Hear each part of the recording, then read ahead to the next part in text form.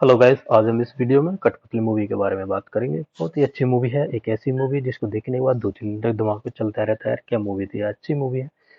तो मूवी की जो शुरुआत है वो परवाणु शहर से होती है, जहाँ पर एक स्कूल गर्ल समीक्षा की डेड बॉडी मिलती है और शहर में चारों तरफ अफरा तफरी मच जाती है।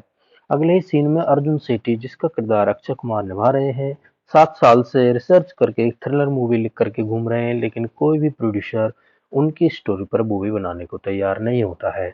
हार मान करके वे अपनी सिस्टर और brother in law Narendra Singh की बात मान करके पुलिस फोर्स ज्वाइन कर लेता है। नरेंद्र सिंह भी पुलिस में ही है और कसौली के उसी थाने में अर्जुन की भी पोस्टिंग हो जाती है। इस थाने में जो एसएचओ हैं वो हैं लेडी सिंघम, गुड़िया परमार यानी सरगुन मेहता। इस मूवी में गुड़िया का जो किरदार है वो बहुत ही दमदार है, सरगुन का भी। और एक गुड़िया है सीरियल किलर के पास, जो जिसको जब भी दिखाता है तो डरा ही देता है। थाने में पहले ही दिन इंस्पेक्टर मचान से अर्जुन की भेंट होती है, जो एक सीनियर ऑफिसर है और एक मुजरिम का कन्फेशन करा रहा होता है। वह अर्जुन को इसका जिम्मा दे देता है, लेकिन अर्जुन तो अपनी मूवी की स्टोरी उसको सुनाने में व्यस्त हो जाता है। तो गुस्से में मचान आकर के उसको बोलता है कि क्राइम तेरे बस की बात नहीं है, तू जाके स्टेशन डायरी देख ले। आगे कसौली की एक स्कूल गर्ल अमृता का अपहरण का मामला सामने आता है। तो अर्जुन अपने 7 साल का जो ज्ञान था उसको अमल में लाने की कोशिश करता है और बिना किसी इन्वॉल्वमेंट के इन्वेस्टिगेशन शुरू कर देता है और पाता है कि जैसी डॉल अमृता के घर के बाहर पाई गई है, वैसी ही डेड बॉडी की हालत परवाणु शहर में भी थी। और वह जाकर के लेडी सिंघम एसएचओ साहिबा को ये बात बताता है कि यह काम एक सीरियल किलर का है।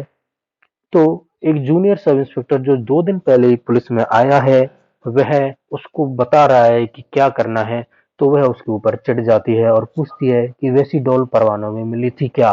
तो अर्जुन को तो इसके बारे में पता नहीं था और वह उसको बोलती है, जा बेटा मजे ले और सिगरेट लेके आ। आप तो जानते ही हैं, जूनियर सीनियर्स को अगर कुछ बता दे तो क्या उस पे बीतती है। तो वही हाल यहाँ पे सरगुन मेहता का भी था। तभी अमृता की डेड बॉडी रेल ब्रिज के पास मिलने की सूचना मिलती है और उसकी हालत बिल्कुल डॉल जो उसके घर के बाहर मिली थी उसके जैसी होती है।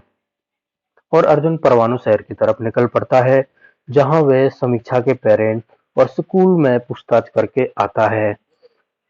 जब अमृता का पोस्टमार्टम होता है तो डॉक्टर बताती है ऐसा केस उसने जीवन में पहली बार देखा है। यह काम तो किसी साइकोपाथ सीरियल किलर का हो सकता है।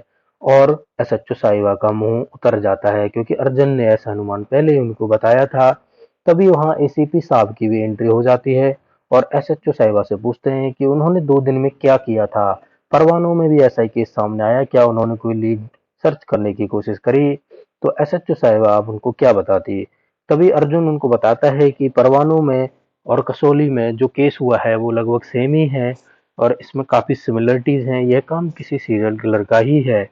तो एसएचओ साहिबा उसको बोलते हैं, सर माना सीरियल इसमें सिमिलरिटीज हैं, लेकिन वहां पे तो ऐसी डॉल कोई नहीं मिली थी जैसी कसौली में मिली है।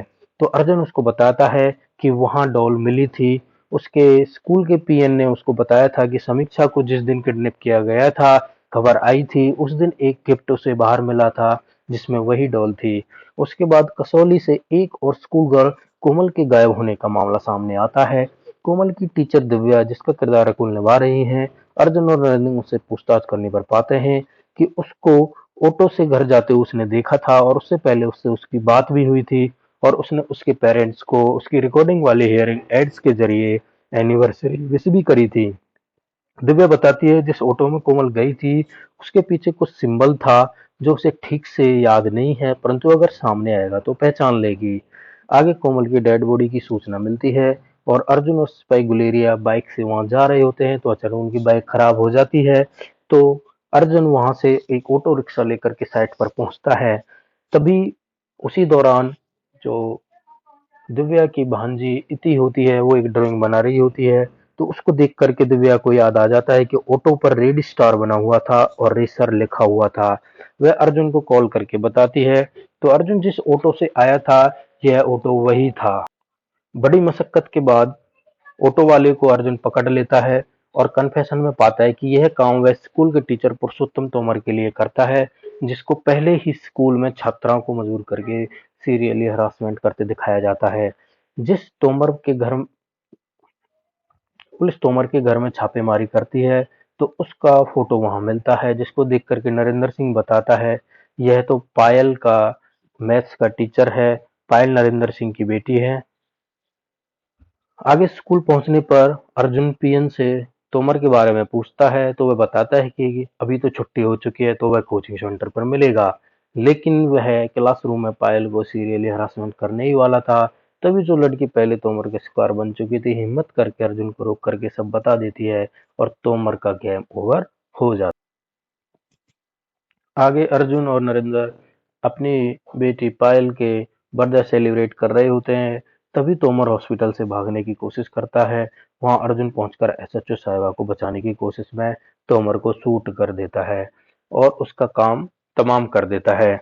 तभी पायल के गायब होने की सूचना अर्जुन को मिलती है और घर जाने पर सैम डोल उसके घर मिलती है, जिससे पता चलता है कि तोमर तो सीरियल किलर नहीं था, वह तो अभी जिंदा है। अर्जुन और पुलिस पूरी ताकत से पायल को बचाने की कोशिश करते हैं, परंतु वह उसे बचा नहीं पाते हैं और उसकी डेड बॉडी उन्हीं के घर में गाड़ी में मिलती है। आगे हॉस्पिटल में तोमर को शूट करने के लिए अर्जुन को इनाम दिया जाता है और उसको सस्पेंड कर दिया जाता है। अर्जुन, दिव्या और इति तालाब के किनारे मिलते हैं तो इति अपनी हियरिंग एड्स को उनकी बात रिकॉर्ड करके सुन रही होती है तो दिव्या उसको समझाती है कि ऐसा नहीं करते हैं और अर्जुन को बताती है कि कोमल ने ही इस रिकॉर्डिंग वाली हेयर एड्स के बारे में उसे बताया था। अर्जुन हॉस्पिटल जाकर कोमल की बिलोंगिंग से हेयर एड्स लेकर एक साउंड स्पेशलिस्ट के पास जाता है तो उसमें एक रिकॉर्डेड ट्यून होती है जिसके बारे में स्पेशलिस्ट उसे बताता है कि ये ट्यून इससे पहले तो उसने कभी नहीं सुनी है, बट ये मैं बता सकता हूँ कि एक स्कॉटिश ट्यून है। आगे अर्जुन एक रेडियो जॉकी की मदद से ट्यून को रिकॉग्नाइज कराने की कोशिश कराता है तो लिसनर अटपटे आंसर देते हैं, कोई मेरी जंग की मूवी की ट्यून बताता है तो कोई कुछ बताता है। जब अर्जुन निराश होकर के लौट रहा होता है तो एक लिसनर की कॉल आती है और वह बताती है कि उसने यह ट्यून अपने स्कूल के एनुअल फंक्शन पर परवाणु शहर में भी सुनी थी। अर्जुन वहां स्कूल में पूछताछ करने पर पाता है कि यह ट्यून एक मैजिशियन ने बजाई थी और रिकॉर्डिंग में समीक्षा को भी मैजिशियन के साथ देखता है। आगे अमृता कोमल और पायल के स्कूल में पता करने पर पाता है कि उसी मैजिशियन ने यहाँ पर भी शो किया था और उसके 2 दिन बाद ये लड़कियां गायब हो जाती हैं और अर्जुन को समझ जाता है कि मैजिशियन ही सीरियल किलर है। यह बात समझाने में वह थाने लेडी सिंघम को जाता है, लेकिन इस बार वह अर्जुन का साथ दे देती है और उसे लीड कराने को बोलती हैं और वापस ड्यूटी ज्वाइन करा देती हैं। आगे पता चलता है कि 2 दिन पहले मैजिशियन ने एक स्कूल शो किया है तो अर्जुन अपनी पूरी टीम के साथ स्कूल में जाता है और जिस लड़की आयशा खान को मैजिशियन ने चुना था उसका मोबाइल नंबर एक्सचेंज कर लेता है और सबको सेफ्टी टिप्स देता है। आगे स्कूल की छुट्टी के बाद जब वो आयशा को ट्रेस कर रहे होते हैं तो एक नीली गाड़ी आकर के उस लड़की के पास रुकती है। मैजिशियन के पास भी नीली कार थी और अचानक वो लड़की और गाड़ी पुलिस की आंखों से ओझल हो जाते हैं। तभी ढूंढने पर अर्जुन उस लड़की को आइसक्रीम खाते हुए देखता है और पूछता है वो गाड़ी वाला कौन था तो लड़की बताती है वह तो पता पूछ रहा था और वह अर्जुन को नहीं पहचान पाती है तो अर्जुन को बताती है कि वह आयशा की ट्विन समायरा है। आयशा तो डांस क्लासेस में है। डांस सेंटर पर पहुंचकर अर्जुन को वही डॉल वाला गिफ्ट मिलता है। आगे आयशा का फोन ट्रैक करके पुलिस जब उनका पीछा करती है तो कांस्टेबल गुलेरिया ढूंढते हुए बाइक उसके आगे खड़ी कर देता है और मैजिशियन उसे हिट करके आगे बढ़ जाती है। आयशा के फोन में नेटवर्क न होने के कारण उसे ट्रैक आगे करना मुश्किल हो जाता है तो अर्जुन और उसकी टीम हाउस टू हाउस उसको सर्च करने लगते हैं। मैजिशियन अपने डरावने घर में आयशा को बिठाकर पियानो बजा रही होती है तो आयशा अर्जुन की टिप्स को ध्यान में ला करके भागने की सोचती है और मैजिशियन को बाथरूम के लिए पूछती है। बाथरूम जो कि बेहद ही डरावना है। आयशा फोन में नेटवर्क लाने की वहां जाके कोशिश करती है और अर्जुन को कॉल कर देती है और खिड़की से वहां से निकल जाती है। मैजिशियन उसका पीछा करती है। अर्जुन की ट्रैक करके उसके घर में पहुंच जाता है, लेकिन उस घर में सारे रूम्स एक जैसे थे। वो समझ ही नहीं पा रहा था कि आयशा किधर है। फाइनली अर्जुन बड़ी मशक्कत के बाद आयशा को ढूंढ कर बचा लेता है, लेकिन मैजिशियन वहां से बच निकलने में कामयाब हो जाती है। आगे मैजिशियन आगे मैजिशियन का घर सर्च करने पर पुलिस वहां से 2 पासपोर्ट ढूंढती है जिसमें नाम था एग्नेस फर्नांडो और क्रिस्टोफर। अर्जुन नाम सुनते ही उसको याद आता है कि 12 साल पहले एग्नेस नाम की एक मैजिशियन स्कूल गर्ल के मर्डर केस में जेल गई थी, और आगे यही मैजिशियन दिव्या के घर पहुंचकर उन्हें मारने की कोशिश करती है। अर्जुन वहां पहुंच करके उनको बचा लेता है, लेकिन मैजिशियन इति को लेकर वहां से भाग जाती है। अर्जुन भी पीछा करते हुए उसको पकड़ने की कोशिश करता है, और वहां उन दोनों के बीच में फाइट हो जाती है। मैजिशियन मैजिक दिखा करके अर्जुन के काबू में नहीं आ पाती है। तभी लड़ते हुए उस मैजिशियन की हेयर विग उतर जाती है, तो अर्जुन उसको पहचान लेता है कि यह एग्नेस नहीं, उसका बेटा क्रिस्टोफर है। आगे क्रिस्टोफर उसे बताता है, हाँ मैं एग्नेस नहीं क्रिस्टोफर हूँ। और यहाँ यूके से आने के बाद सब उसका मजाक उड़ाते थे। उसे जो सोशल एक्सेप्टेंस की उम्मीद यहाँ थी, वो उसे नहीं मिली।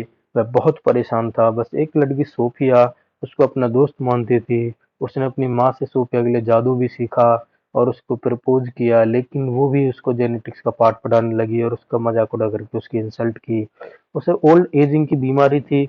उसे अपने चेहरे से नफरत होने लगी थी। अब वह सबका चेहरा अपने जैसा कर देना चाहता था। जब सोफिया उसकी माँ से सॉरी बोलने के लिए घर आती है, तो वह उस भयानक डॉल को उसको गिफ्ट करता है और उसकी दर्दनाक हत्या कर देता है।